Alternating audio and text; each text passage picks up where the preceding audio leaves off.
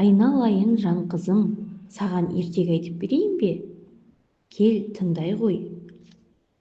Ерте, ертеде, ешкі жүні бөртеде, Бұқарбай батыр деген ауыл болады. Сол ауылда еліне сыйлы, жастарға ақыл айтып отыратын Гүлназ деген әже өмір сүреді. Гүлназ әженің Нұрсұлтан деген ұлы, Марал деген келіні болады. Еңбекқор, шебер, мейірімді, арманға бай бұл отбасының ең үлкен байлығы Гүлназ әженің 3 немересі, қос батыры, қоңыр қозылары Нұрислам мен Айсұлтан және кішкентай нәзік қаншайым Томирис еді. Олардың бір-біріне деген құрметпен, сүйіспеншілікпен өмір сүруі үнемі ел аузында өзгеге үлгі болып жүреді. Бұл жүген негізі сол атты өзінің несі жаңағы ауыздықпен атты жүргізіп отырасың, тоқтатуына дейді. Маған атқа мінген оңайды.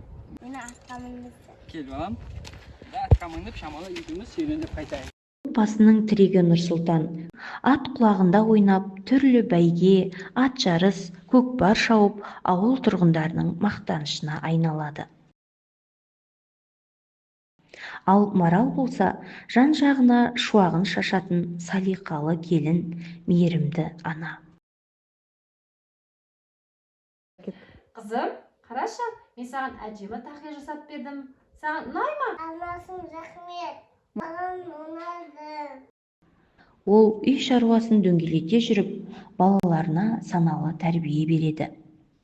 Анасына қарап қыз өсер дегендей, Томирис қыз да анасы сияқты ибалы, тәртіпті болып, үй шаруасына анасына қолғабыс етіп өсе береді.